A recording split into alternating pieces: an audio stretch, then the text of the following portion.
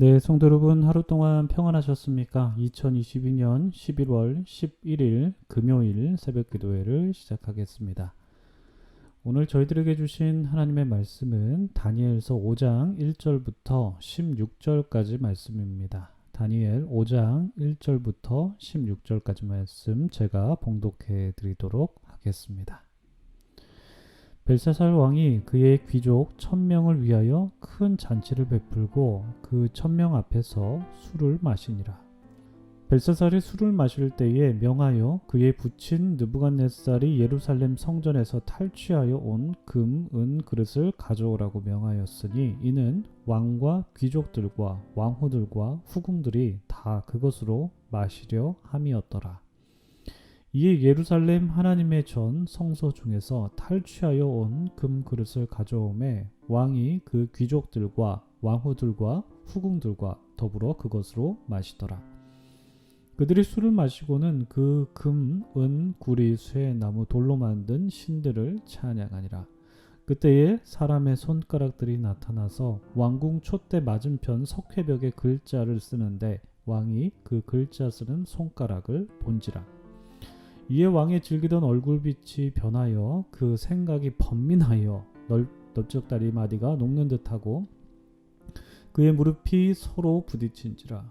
왕이 크게 소리질러 술객과 갈대아 술사와 점쟁이를 불러오게 하고 바벨론의 지혜자들에게 말하되 누구를 막론하고 이 글자를 읽고 그 해석을 내게 보이면 자주색 옷을 입히고 금사슬을 그의 목에 걸어주리니 그를 나라의 셋째 통치자로 삼으리라 하니라. 그때 왕의 지혜자가 다 들어왔으나 능히 그 글자를 읽지 못하며 그 해석을 왕께 알려주지 못하는지라. 그러므로 벨사살 왕이 크게 번민하여 그의 얼굴빛이 변하였고 귀족들도 다 놀라니라. 왕비가 왕과 그 귀족들의 말로 말미암아 잔치하는 궁에 들어왔더니 이에 말하여 이르되 왕이여 만수무강하옵소서. 왕의 생각을 번민하게 하지 말며 얼굴빛을 변할 것도 아니니이다. 왕의 나라에 거룩한 신들의 영이 있는 사람이 있으니 곧 왕의 부친 때에 있던 자로서 명철과 총명과 지혜가 신들의 지혜와 같은 자니이다.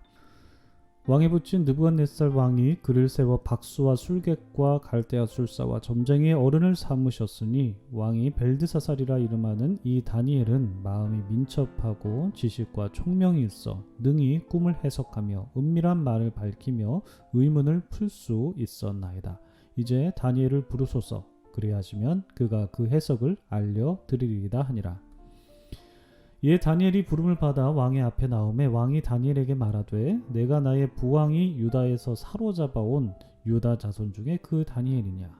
내가 내게 대하여 들은즉 내 안에는 신들의 영이 있으므로 내가 명철과 총명과 비상한 지혜가 있다 하도다. 지금 여러 지혜자와 술객을 내 앞에 불러다가 그들에게 이 글을 읽고 그 해석을 내게 알게 하라 하였으나 그들이 다 그 해석을 내게 보이지 못하였느니라. 내가 내게 대하여 들은즉 너는 해석을 잘하고 의문을 푼다 하도다. 그런즉 이제 내가 이 글을 읽고 그 해석을 내게 알려주면 내게 자주색 옷을 입히고 금사슬을 내 목에 걸어주어 너를 나라의 셋째 통치자로 삼으리라 하니. 아멘. 네, 참 좋으신 우리 주님의 크신 은총이 우리 토론토 한인장로교회 모든 교우분들에게 오늘도 함께 하시기를 주님의 이름으로 축복합니다. 성도 여러분, 오늘도 주님 안에서 행복하시고 좋은 날 되시기를 바랍니다. 오늘 저희들에게 주신 하나님의 말씀은 다니엘서 5장 상반부 말씀입니다. 그동안 우리가 다니엘서 말씀을 나누면서 느부갓네살에 관련된 말씀을 위주로 나누었는데 느부갓네살의 시대는 4장으로 마무리가 되었고요. 이제 5장에는 벨사살 왕의 이야기가 나옵니다. 오늘 말씀을 통해서 하나님의 뜻을 깨달으시는 복된 시간이 되시기를 바랍니다. 성도님들 이런 성경 구절 잘 알고 계시죠? 눈에는 눈으로, 이에는 이로, 손은 손으로, 발은 발로 이런 구절입니다. 출애굽기에도 나오고요, 레위기에도 나오고 신명기에 이제 고루 나오는 폭력에 관한 율법 중에서 아주 유명한 구절이죠. 오래전에 이 성경 구절을 제목으로 한 영화도 있었던 기억이 있는데요. 이 구절을 영화의 제목으로 삼았다는 것은 이 구절이 우리와 같은 어떤 신자들 뿐만 아니라 비신자들에게도 잘 알려 있다라는 것을 방증하는 것이라고 생각을 합니다. 이 구절은 한눈에 알 수 있는 것처럼 폭력을 당한 사람이 받은 만큼 가해자에게 되돌려 줄 수 있게 하는 법입니다. 이 법은 눈을 상한 사람은 눈을 상하게 할 수 있는 권리가 있다라는 것을 말해주고요. 또 이를 상한 사람은 이를 상하게 할 수 있는 권리가 있다라는 것을 말해주고 있습니다. 여러분, 이 법에 깔려 있는 정신이 무엇이라고 생각하십니까? 네, 바로 공평입니다.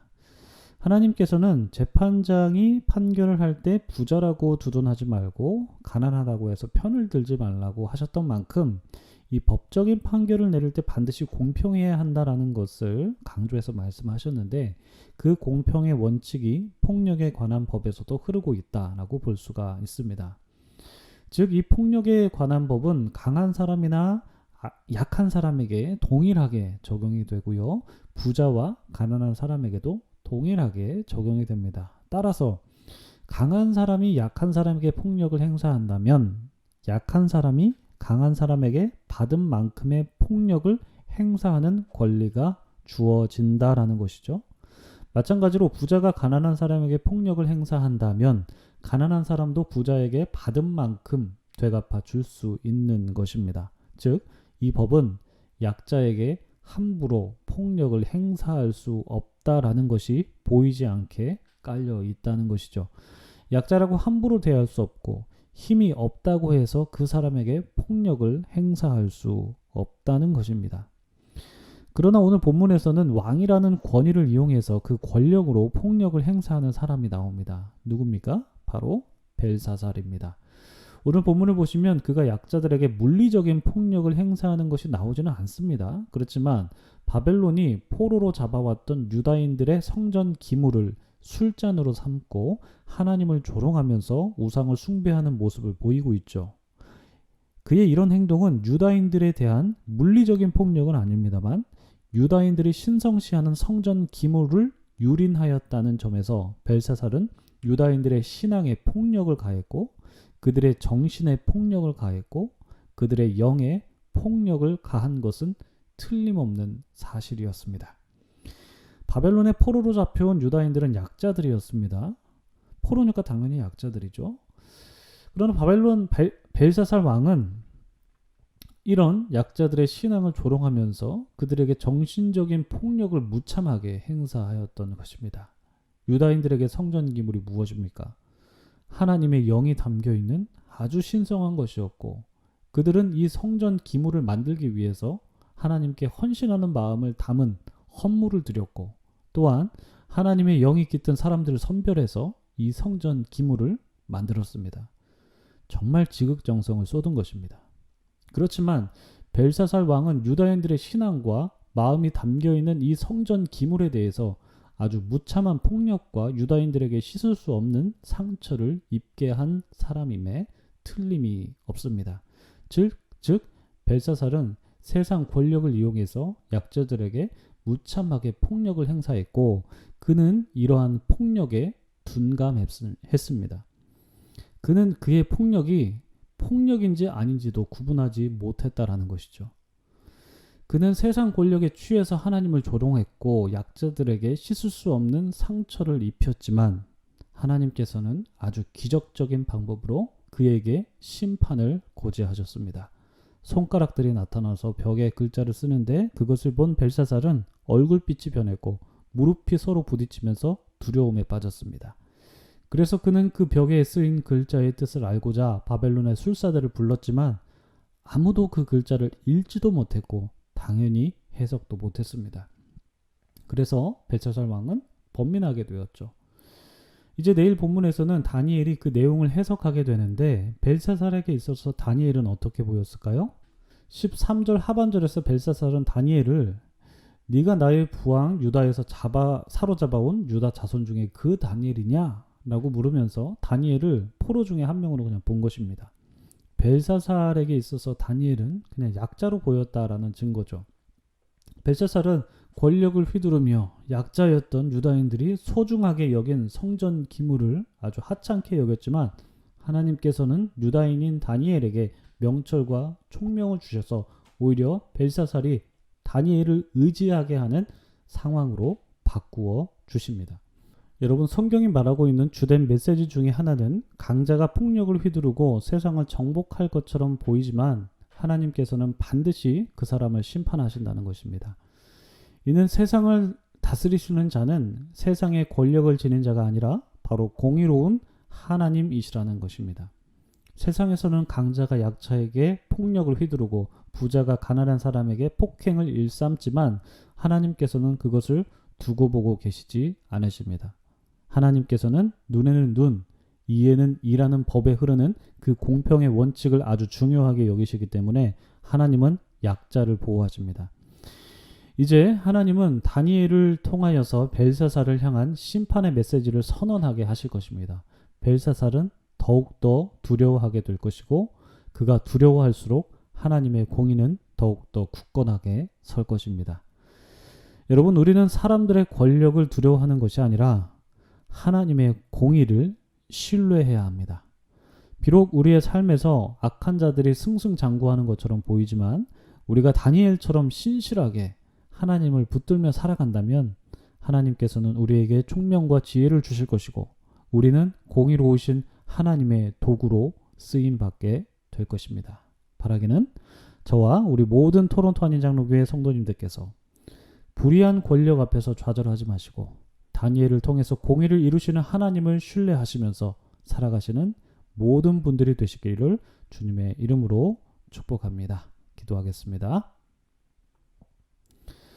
참 좋으신 하나님, 은혜를 감사드립니다. 오늘 주신 이 말씀을 통하여서 신실하신 하나님, 공의로우시는 하나님을 저희가 신뢰하기를 원합니다. 폭력을 일삼았던 그 벨사살 왕을 심판하셨던 하나님, 그 하나님의 그 공의를 우리가 본받게 하여 주시고 그 공의를 신뢰하면서 살아갈 수 있도록 도와주시고 세상에서는 비록 악한 사람이 승승장구하는 것처럼 보이지만 하나님께서 반드시 그 악한 자를 심판하시고 약자를 보호하시고 또한 공의로우신 하나님을 신뢰하는 자에게 지혜와 총명을 주신다고 말씀하셨사오니 하나님, 우리가 그 말씀 믿고 붙들며 살아갈 수 있도록 도와주시옵소서. 감사드리며 예수님의 이름으로 기도드립니다. 아멘. 네, 성도 여러분, 오늘도 행복하시고 많이 웃으시고 또 좋은 날 되시기를 주님의 이름으로 축복합니다. 계속해서 기도하시겠습니다.